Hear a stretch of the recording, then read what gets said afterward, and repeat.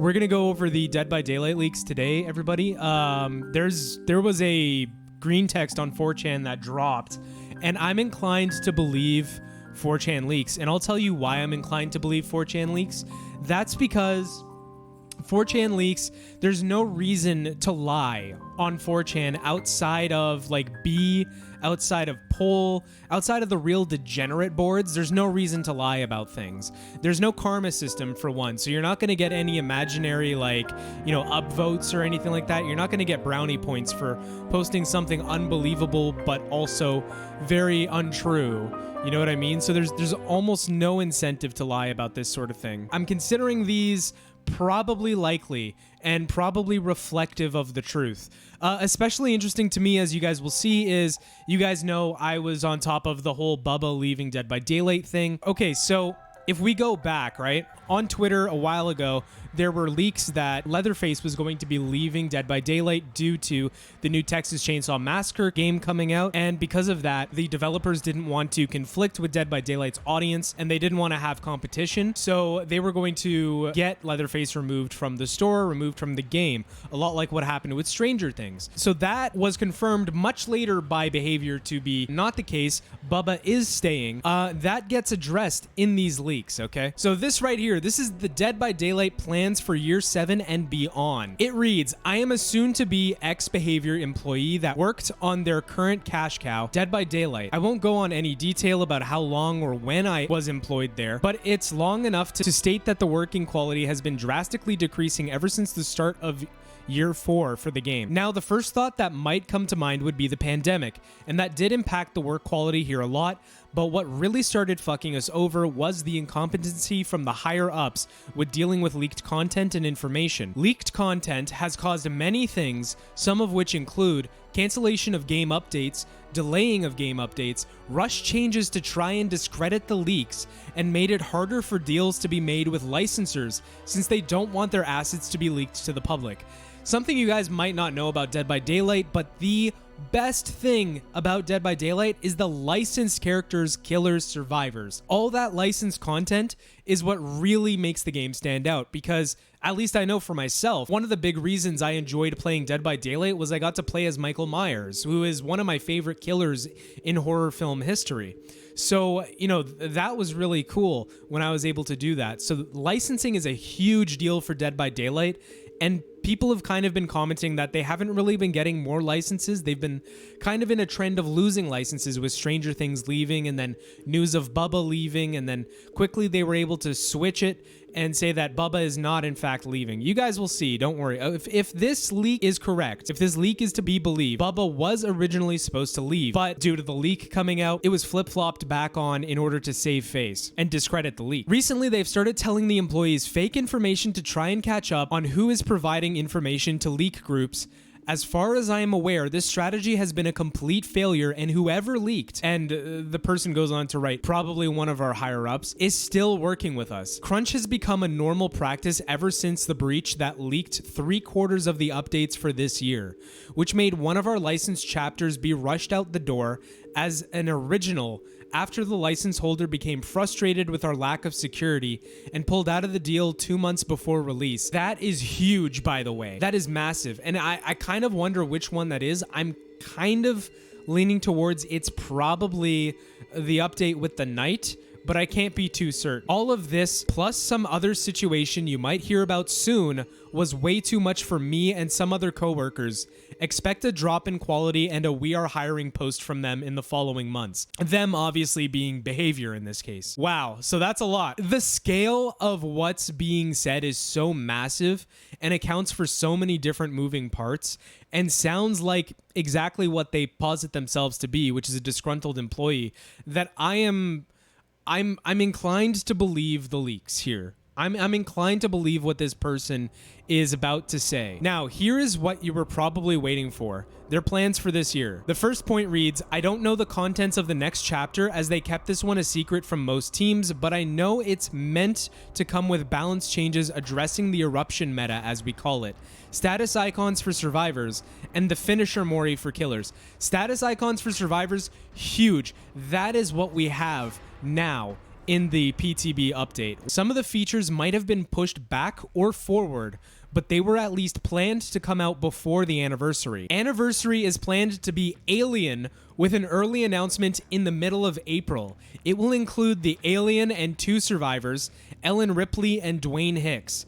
Alongside a map based on the second movie, plenty of liberties were taken with it.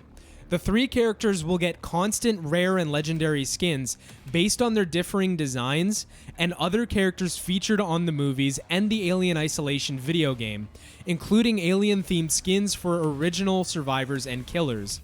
Alien will be a stealth killer that replaces Hooks with its own unique sacrifice system.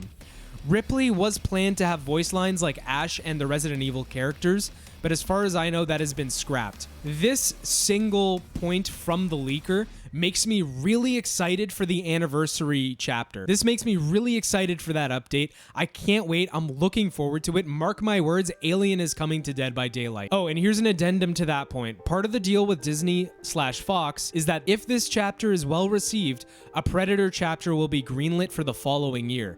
So we might be getting to play Predator in 2024 in Dead by Daylight, which again would be huge. There's a Dead Space update that is also in development. The Freddy's franchise owner has been contacted for a chapter, but nothing has come out of it yet. To be honest, I would love like a Freddy Fazbear killer in Dead by Daylight. That would be super interesting. I would dig that so hard. Plans for a Jason chapter are in motion. At the moment, we only got one of the 2 license holders to work with us. The Leatherface DLC, and here it is. Here's Bubba, guys. The Leatherface DLC was meant to be removed sometime after his own game comes out, but thanks to this leaking early, the license holders saw the boycott and decided to let him stay for the moment. Things might change after the game launches though. Mark my words, it will change after the game launches. Bubba will be gone if that game sells well enough. There's a second part to the leaks though. Plans for more classic horror original killers are in talks right now, as well as exploring more characters and killers from the tomes, like the Spider Monsters and Vlad. More survivor objectives will be introduced at some point in the next 2 years, with tasks inspired by games such as Among Us and First Class Trouble, with new maps having new unique features that can unlock new locations and gen types within the match. Another change to the Blood Web system will be made. From my understanding, plans of the rework will be shared soon.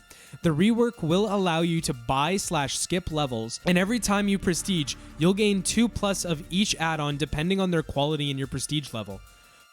Honestly, there's a lot of great stuff I'm hearing out of these leaks. These leaks are all positive things for the game. And you know what? These are all plausible. They could be worked on. Like, it's no secret to anyone who's been playing Dead by Daylight for a long time. Dead by Daylight is stale. Sure, it comes out with licenses and new cosmetics and stuff, but it is the same game experience for 7 years now and nothing has changed. And you know what? The game was in like in an almost beta-like state when it first came out. And even then, nothing has fundamentally changed in the gameplay. So having stuff like more objectives, new things for the survivors to do, I think would be a welcome change for a lot of survivor mains. Although I'll have to get the opinion of survivor mains down in the comments. I'm most excited for the change to the Blood Web system. The Blood Web system as it is right now, I don't really have a complaint with, but I do think it could be done better. And I'm looking forward to any change they can implement in that regard. This seems like a strictly positive change. A Xenomorph in Dead by Daylight would be fantastic. It would be awesome. All right, yeah, and those are the leaks. So to summarize, Behavior is extremely inefficient with dealing with leaks. Apparently, Behavior is just a leaky ship, and it's probably somebody in upper management.